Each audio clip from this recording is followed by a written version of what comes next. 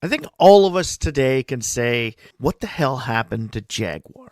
They completely lost their original image. Gotta remember, going back to its early days of roadsters, then moving up to the F-Type, and into the 70s and 80s with the XJ, the early 90s with the XJ220, that smooth design, those bad years of Ford, and then Tata came in. Well, today, Jaguar is literally a shell of what it once was. It literally has no product image. The XE, the XJ, the XF, the F-Pace, the E-Type, they're all just all over the place. Their designs were starting to have a natural language, which has put them together to give it its own Jaguar look. But really, in the end, when this spring they showed us the brand new way that they're going, they completely pulled the rug from underneath of us. And that whole image that Jaguar has been building for over 100 years is completely wiped out. But they're not the only ones. This happens to a lot of car companies. And throughout history, some of even the biggest car companies who eventually would go on to fail all wound up this way. A true lack of image is what truly takes a car company down. When you can't distinguish it between something else, then you're just going to get lost in the automotive ocean. So today, AutoLooks is going to take a look at the lack of image.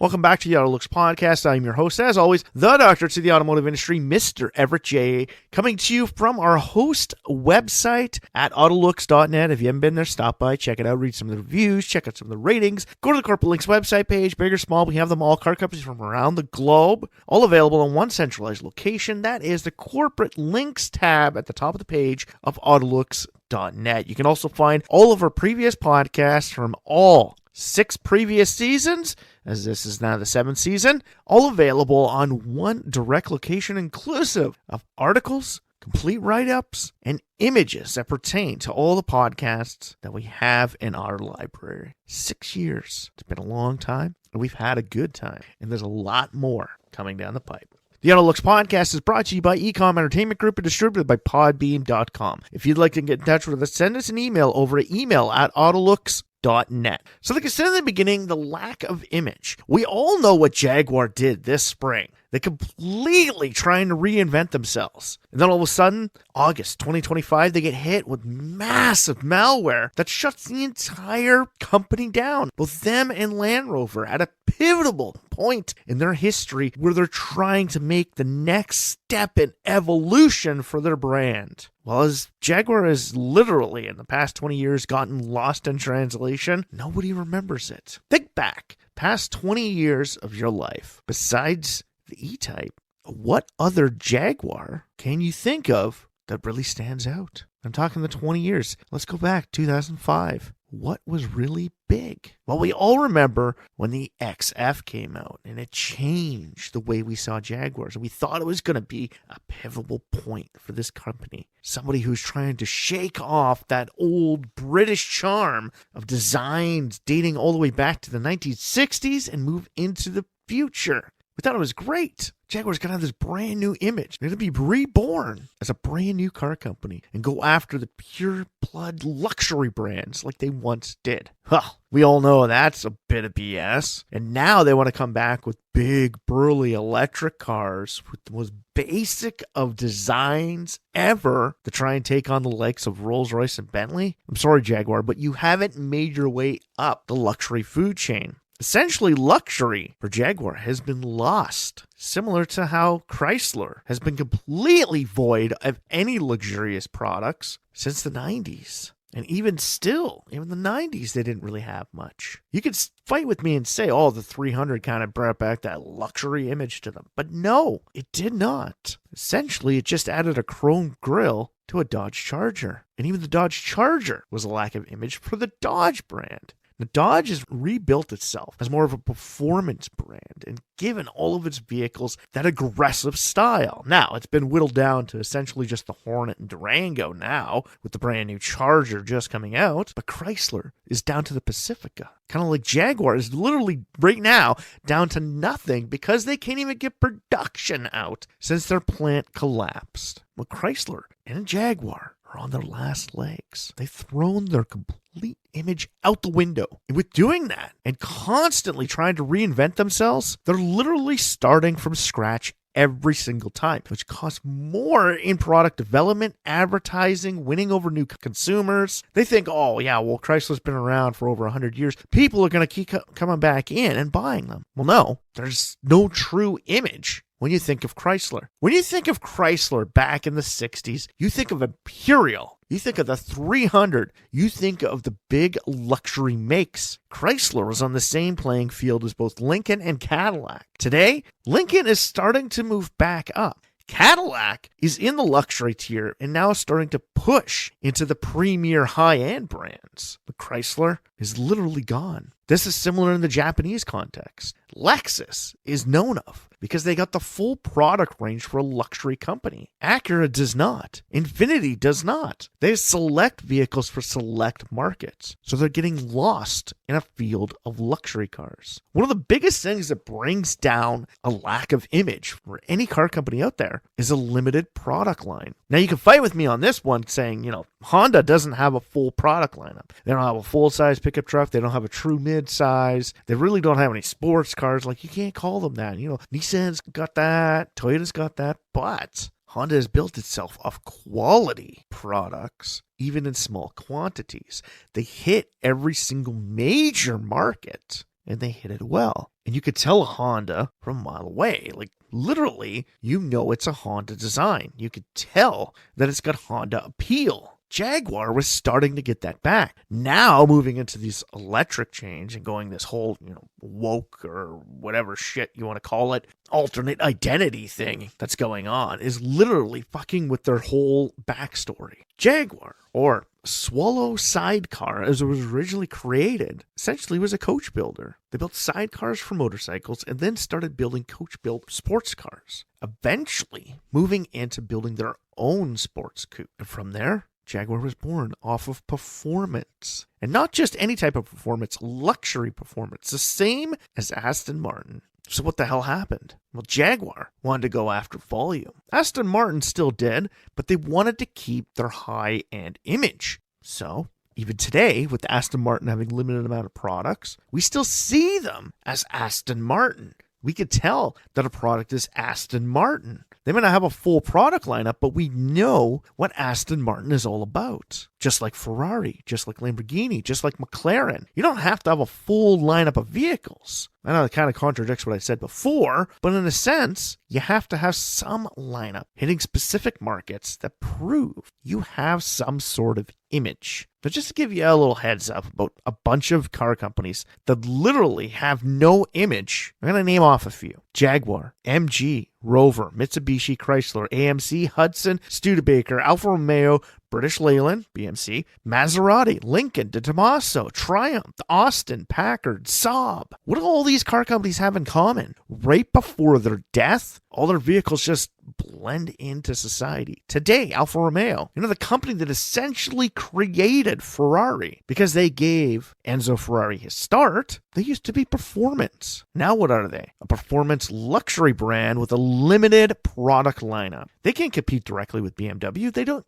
have the products to compete with them. Maserati, same thing. They can't compete on the same scale as something like Mercedes or even bottom tier Rolls-Royce products. They're not there. They once were a performance luxury car because Italian. If you get luxury, it's still performance. Now, the best bet for both of these would be on their own to develop their own image. See, that's one of the things that creates a major lack of image with some car companies is they join up with other car companies that build similar products. General Motors saw that. And in 2008, when the global financial crisis hit us, they decided to do away with two companies that didn't really have much image left. Now, we get it. They got rid of Hummer because fuel economy was becoming a big thing, and they knew they couldn't sell tons and tons more Hummers. So let's pull the plug on that bad boy, even though the H3 coming out would have been their bread and butter vehicle, making money for them. But pulling the plug on Pontiac and Oldsmobile was just Buick. A little bit more sport appeal, but the same image. Old people. Or was it youthful? Or was it... We don't know. Pontiac, we get it. It was kind of like Dodge now as a performance brand. But it kind of lost itself near the end, similar to that of Saturn. See, Saturn, if you go back and listen to our history about Saturn podcast, Saturn, just look for it, you kind of learn that Saturn lost its brand image. It had dedicated products of its own design for the longest time. And right near the end, the Ion was it. You could fight with me and say the View had its own image. Yeah, it did. But then created the Outlook. Then came the Relay. Then came the Aura. They started utilizing vehicles from other brands. It's like, I get it. You're trying to platform build and get as much money out of this as possible. But you're also running a multitude of divisions that all compete with each other. So there's no difference in the image perceived between Chevrolet, Saturn, Oldsmobile, or even Pontiac. Add a little bit more performance to a Chevrolet, it's on par with the Pontiac. Add a little bit more luxury to a Chevrolet, it's on par with the Oldsmobile. Bring down the price of a Chevrolet, you got a Saturn. Literally just do away with the other three divisions, push everything into Chevrolet, there you go. Those companies lost their image near the end. And that was the big thing, kind of like AMC. AMC was trying to reinvent itself right near the end. They had a lot of great ideas and great products they were working on, but unfortunately, each one came with its own platform. We talk about this in our podcast about American Motors, and the fact that the Gremlin and the Pacer, which you think would be on the same platform, were not. And then they got in a bed with Renault trying to build better vehicles, and they got together with Hyundai for this massive project to try and build this brand new vehicle, and then they just collapsed. They lost their image. Literally, the Eagle product was its last image, and that's why the Eagle name stuck around with Chrysler. And we also did a podcast about that, about Eagle cars. Eagle essentially was created because certain dealerships, previous AMC dealerships, still needed a full product lineup to sell. They were selling Jeeps, but they also needed other vehicles. Eagle essentially was no different than Plymouth or Dodge, but was here only for a specific reason. Once all those dealerships merged together, they're all the same. What do we care about? There's no forward vision for this. So we lose our image. My favorite company to pick on about this is Chrysler Corporation. As a kid, I used to be a major fan in the 1990s of Chrysler Corporation. Before their deal with Daimler-Benz, Chrysler was the up-and-coming American car company. Releasing products like the Viper, the Prowler, the Transport and Style Dodge Ram, hitting the markets with a tiny little bubble neon, cap-forward designs with the Intrepid and Concorde. They were pioneering so many great things at that point in time. And they were showing the world that we can make it. But then they got into bad with Mercedes. Mercedes is a luxury brand. So naturally, they wouldn't let Chrysler keep its brand image as luxury. They would move them down tier to a premium brand. But that's where Plymouth is supposed to be. So let's just get rid of Plymouth. We got Dodge at our entry. Then we go to Chrysler. Then we go to Mercedes. And then we got Jeep for our SUVs. And Dodge is also for our trucks, too. Kind of like Chevrolet. So they started taking away its image. And near the end, they couldn't figure out what the hell to do with a lot of their products. Like, look in the 90s, and you see the Chrysler Cirrus and Chrysler Sebring, the coupe and sedan variations. But then you get into the 2000s, and the Cirrus disappears, and it becomes just the Sebring. And then this horrible design comes out of just the Sebring with no coupe option, just the crappy convertible one. And about a year and a half later, they changed the name to the 200, trying to bring its image up with this exact same look. They're trying to say they're imported from Detroit to bring its luxury image for Chrysler back. Because by now, Chrysler has moved away from the Benz era. Servius Management Group is just trying to keep them alive. They're basically a cash grab company, buying these companies out, turning them around slightly and getting their money back. They don't really care what the hell happens to it in full reign, so they're destroying its image. The last Chrysler 200 was this nice, sleek, flowing design, but unfortunately, its counterpart, the 300, was a big, burly beast. And then you get the clean Pacifica. Chrysler was literally all over the place, kind of like MG Rover right before its end. Right before the end of MG Rover, or essentially the last small little bit of British Leyland Corporation. They literally had no major difference between the two. MG was supposed to be a performance, standardized product, where Rover was supposed to be more of a premium product. And by the end, MG and Rover were the same thing. Exactly the same. Slightly different designs up front, but all around the exact same product. Now today, the MG name lives on from Shanghai Automotive Group. They weren't able to buy out the Rover nameplate because one, Land Rover still holds title to it, and its previous owner, BMW, still holds title to it. So Rover actually came Roe, and MG just came back. Well, MG started to create an image for itself. Roe is more into a premium field for the Chinese marketplace. So it's coming back, kind of like how Lincoln was slowly coming back. And when they created the Continental, they actually had a winning piece to rebuild their image from. And then Lincoln just says, fuck it, we're getting out of the sedan marketplace. Stupidest freaking thing they could ever do. Pull the plug on the Continental. We get it, you weren't selling them as much as you were selling your Navigators or your Aviators, but it was your bread and butter image. You have to remember, there are specific vehicles, part of car companies, that create its image. Ford saying, oh, we don't make enough money off the Mustang because we only sell thousands of them, as opposed to like the F-150s where we sell hundreds of thousands of them. We're going to pull the plug on the Mustang. We don't need it. Well, we get it. The F-150 is still part of their image, but without the Mustang, you lose that entire sports car, muscle car. And when that market dries up, that's it. There's nothing else. You can only focus on the F-150. Chevrolet can get rid of the Corvette, but what else is going to focus on? See, your image is essentially brought to you by your halo products. Without the Viper, Dodge has nothing. Hell, we get it before the Viper, it had the Charger. They're trying to do that again so they don't have to bring back the Viper. But essentially, the generation that grew up with the Viper, my generation, I wouldn't call myself a millennial or an X. Yeah, I'm a Zennial between that 1980 and 1984. So bringing that back can bring back its image. Destroying your image comes upon from doing many different things. Not having your select niche, not having a halo product, changing your designs constantly.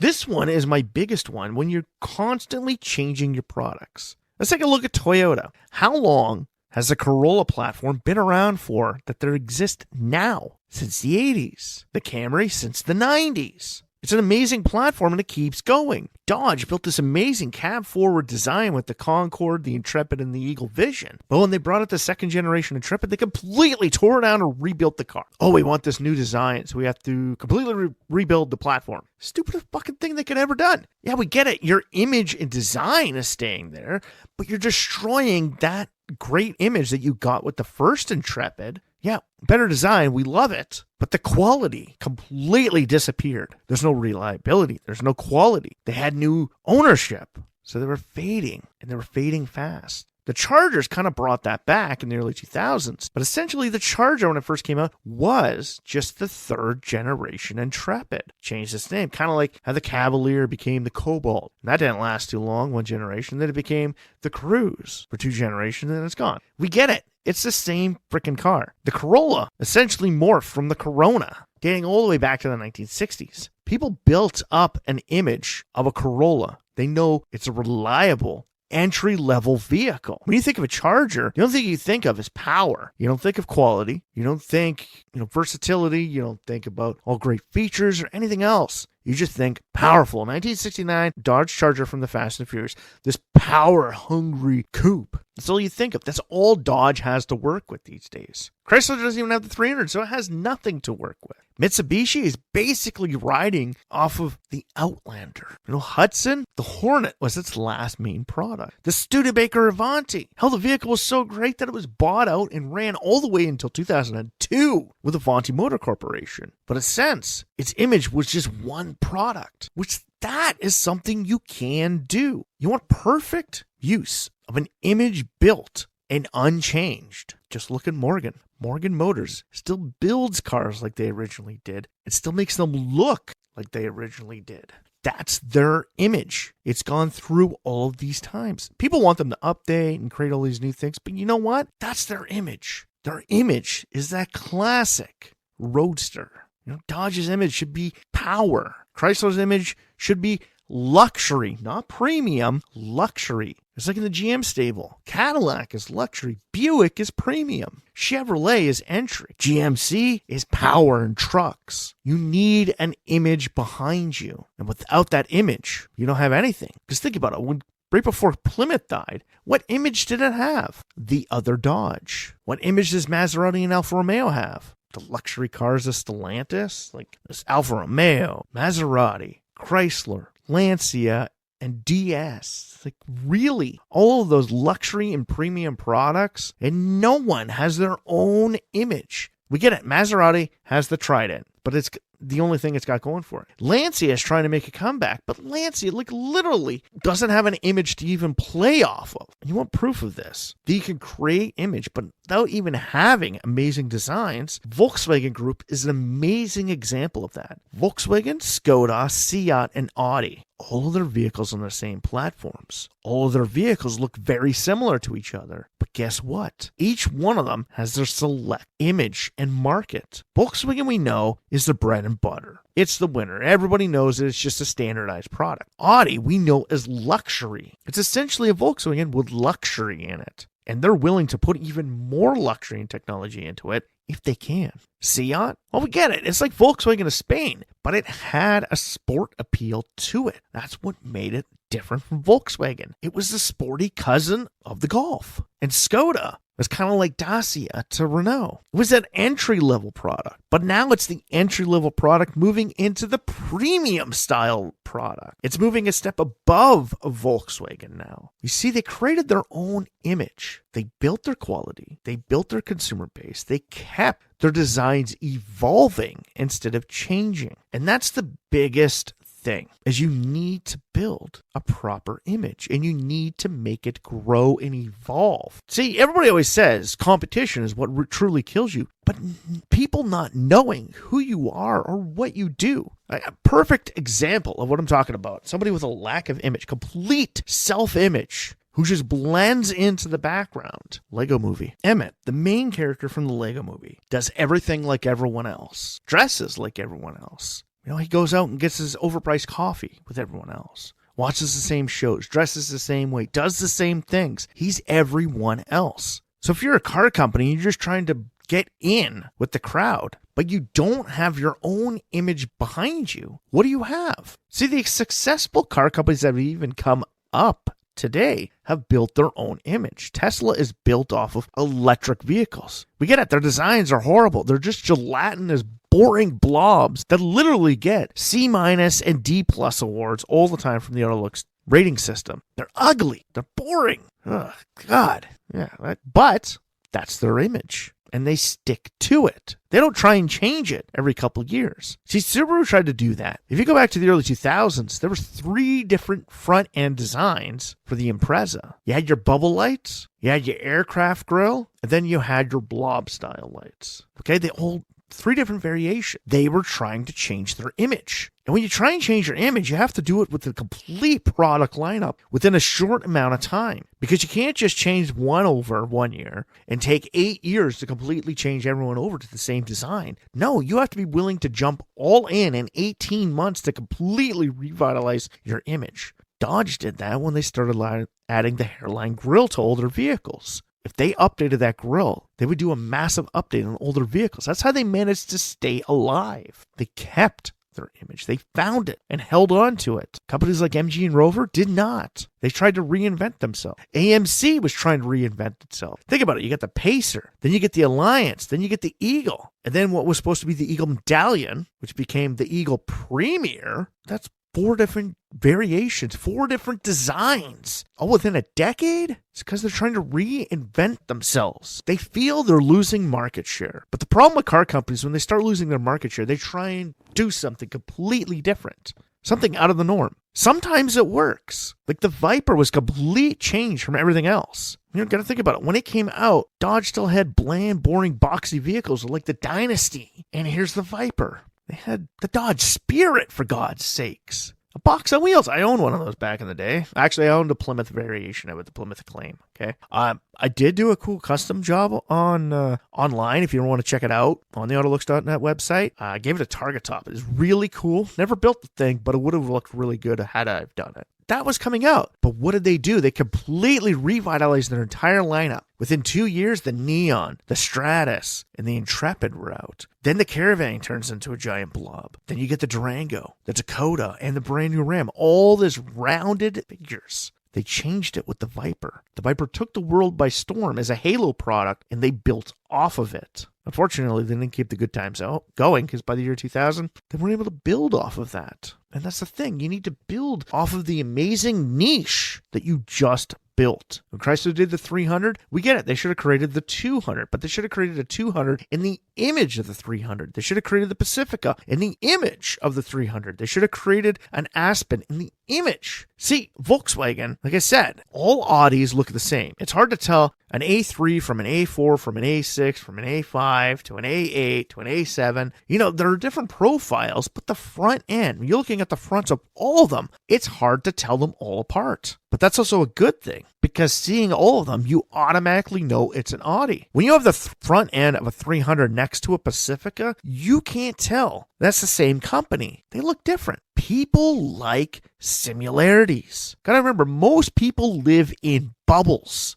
People, not my family, I should say my parents, no, but like my in-laws, my brother and sister-in-law, and hell, a lot of our friends that we have live in these bubbles. They're the people that, like, from our main city that we live in, only travel within 4 hours. Going to Toronto is like a big excursion to them. They don't do that. They do it like once a year. When they go camping within an hour's drive of their house. They don't go all the way to the East Coast. If they did that, they fly out there for a week and stay there, but they never go outside of, 30-minute radius. People live in bubbles. They like that comfort. And that's what automotive design, that's what image needs to come to the table. You need that comfort. So when Dodge started putting the hairline grille on everything, it created that comfort level for all of its vehicles. That's why they blew up in the 90s. Chrysler was doing the similar thing as well. Very similar designs. You might find it funny for a guy that rates cars every single year and gives Audis pretty much the same all over the board. They're usually a C minus average for designs. But if it comes to product image, we know what it is. Comes with a Volkswagen, they have their image. Comes to a Subaru, they have their image. These car companies have their own set image, and we get comfortable with it, and we like it. And we don't like to go outside of our comfort zones. Ask somebody who lives in the city of Toronto if they've ever been to Barrie. And if they tell you, oh yeah, we've been to Barrie, that's like way up north. You know how far it is? It's 45 minutes. Hell, going to Guelph can be further, especially getting stuck in traffic in the 401. But they seem to think it's so far away. It's because they're comfortable in their little bubbles. And that is what car companies need to do with their image. Jaguar wants to reinvent itself. Go ahead. You're destroying your past to get a new future. But if you're going to build a new future, build it off the exact same image. Like I said, don't go all over the place. For Chrysler to bring itself back, the 300 Imperial nameplates plus the Town & Country need to come back. And they need to have similar design. Alfa Romeo, sport luxury sedans and crossovers, similar to BMW. The Spider in Montreal could come back. Maserati, high-end luxury sports cars and sedans to go up ahead with Aston Martin. They have the Gran Turismo. They have the Quattroporte. Go after Aston Martin. Keep your designs similar at the beginning. You could be creative and crazy later on, but to get yourself off the ground, you need to build on a similar playing field. Mitsubishi, a full line of average cars, utilizing rally inspiration. We get it. Mitsubishi wants to get away from their rally inspiration. That's why they don't have the Evo anymore. But Rally Art has more image than Mitsubishi, even though Mitsubishi is such a huge corporation globally and in Japan. Their cars are so small. Suzuki has more image than Mitsubishi. But if Mitsubishi played off its Rally Art image, they could build themselves back up. Find what's good. Dodge has RT. Pontiac had performance. And making your vehicles similar really helps it out. You have to remember, in the early days of Saturn, they had a sedan, a wagon, and a coupe. And the coupe was the only thing that looked slightly different than the sedan and wagon. And as they grew, their vehicles kept similar images to each other. They just grew in size. Like I said, Honda keeps that. The Civic has a similar image as an Accord, where the CR-V, the Passport, and the Pilot all have an image that goes with each other. Honda has built itself I wouldn't say small company, but a small lineup off of an amazing image. And unless a lot of these companies we've talked about, the ones that are still alive today, reinvent their image for the future, they're going to wind up like the ones of the past. American Motors dropped the ball on its image at the end of its life. MG Rover did the same thing. Triumph was essentially the same car 5 different times. We get it. We just said you can create the same design, but it was the same car, just with different numerical names. Slight differences in design didn't make any difference. It was the same motors, same platform, just a slightly different image. So it's all over the place. And that screws people up, especially for a small company. You could tell Teslas from each other. The original 4 all blend perfectly with each other. The Cybertruck actually goes with the Transport. And now the new Roadster is going to blend in with the Model S of today. They know their image, and that's why they're here. And up-and-coming companies are figuring that out as well. Rivian has figured that out. Alpha Motors has figured that out. NIO from China has figured that out. Same with XPeng. They know they could build off a dedicated image. And from there, you can grow your corporation. People want a comfortable, safe place. And having an image for a car company all over the place scares most people. It's like asking somebody from Toronto to drive to Sudbury. They think it's gonna take days. It's so far away, and it's like only a few thousand people. And when you tell them it's a 4-hour drive in a city of 180,000 people, like, oh,